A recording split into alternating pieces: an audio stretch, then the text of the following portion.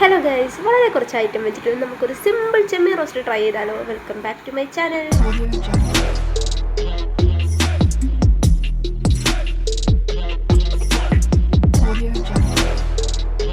അപ്പോൾ നമുക്കിന്നൊരു ചെമ്മീൻ റോസ്റ്റ് കഴിച്ചാലോ. ആക്ച്വലി ഈ റോസ്റ്റ് ഞാൻ കഴിച്ചിട്ടുള്ളത് എൻ്റെ ഹസ്ബൻഡിൻ്റെ വീട്ടിലാണ് കേട്ടോ.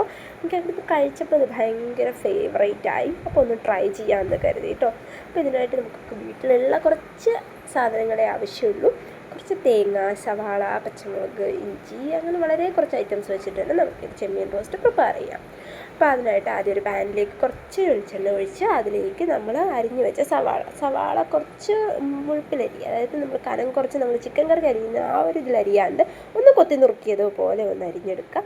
എന്നിട്ട് അതിലേക്ക് പച്ചമുളക്, ഒരു ഇഞ്ചി ചെറിയ കഷ്ണാക്കി അരിഞ്ഞതും കൂടെ ചേർക്കുന്നുണ്ട്. ഇഞ്ചി ഫ്ലേവർ ഇഷ്ടമുള്ളവർക്ക് ഇഞ്ചി നല്ലോണം ചേർക്കാം കേട്ടോ, കുറച്ചേ ചേർത്തിട്ടുള്ളൂ.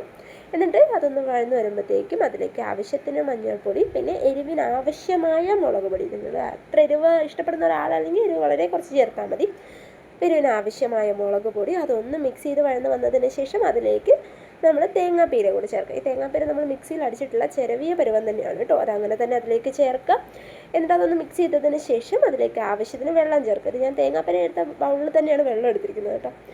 അപ്പോൾ അതിലേക്ക് ആവശ്യത്തിന് വെള്ളം ചേർക്കുക, പിന്നെ ആവശ്യത്തിന് ഉപ്പും ചേർത്തിട്ട് നമ്മളുടെ ചെമ്മീൻ അഥവാ കൊഞ്ച് അതിലേക്ക് ഇടുക.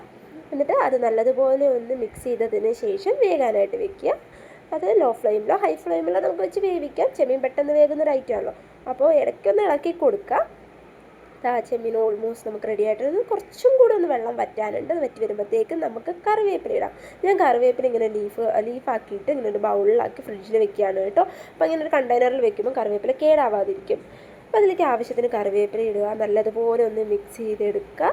അപ്പോൾ കുറച്ചും കൂടെ ഒന്ന് വെള്ളം വറ്റി കഴിയുമ്പോൾ നമ്മുടെ റോസ്റ്റ് റെഡി. ഇത് നമുക്ക് ചോറിൻ്റെ ഒപ്പം രാവിലത്തെ ബ്രേക്ക്ഫാസ്റ്റ്, ഇപ്പോൾ ദോശ, അപ്പം അതിൻ്റെയൊക്കെ കൂടി നല്ലൊരു കോമ്പിനേഷനാണ് കേട്ടോ. അപ്പോൾ ട്രൈ ചെയ്യാത്തവർ മസ്റ്റായിട്ട് ട്രൈ ചെയ്യുക. എന്നിട്ട് നിങ്ങളുടെ കമൻറ്റ് അറിയിക്കുക കേട്ടോ.